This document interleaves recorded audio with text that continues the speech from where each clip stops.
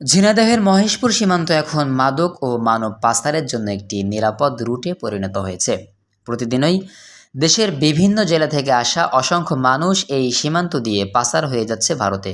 একই সঙ্গে ভারত থেকেও শত শত মানুষ অবৈধভাবে প্রবেশ করছে বাংলাদেশে, যা প্রতিদিন বিজিবির হাতে ধরাও পড়ছে। পাশাপাশি সীমান্ত পেরিয়ে আসছে কোটি কোটি টাকার মাদকদ্রব্য, যা আইন শৃঙ্খলা পরিস্থিতিকে আরও জটিল করে তুলছে।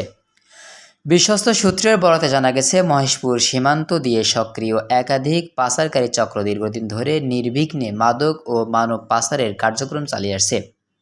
এসব কর্মকাণ্ডে সীমান্ত এলাকার সাধারণ মানুষ চরমভাবে উদ্বিগ্ন।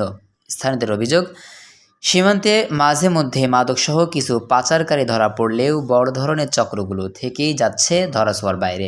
বৃহস্পতিবার ৫৮ বিজিবি ব্যাটালিয়নের মহেশপুর সদর দপ্তরে আয়োজিত এক অনুষ্ঠানে গত ১৫ মাসে তথা ২০২৪ সালের ফেব্রুয়ারি থেকে ২০২৫ সালের এপ্রিল পর্যন্ত মহেশপুর ও জীবননগর সীমান্ত থেকে প্রায় ১১৯ কোটি ৬৪ লাখ টাকার মাদকদ্রব্য জব্দ হয়েছে এবং ধ্বংস করা হয়েছে।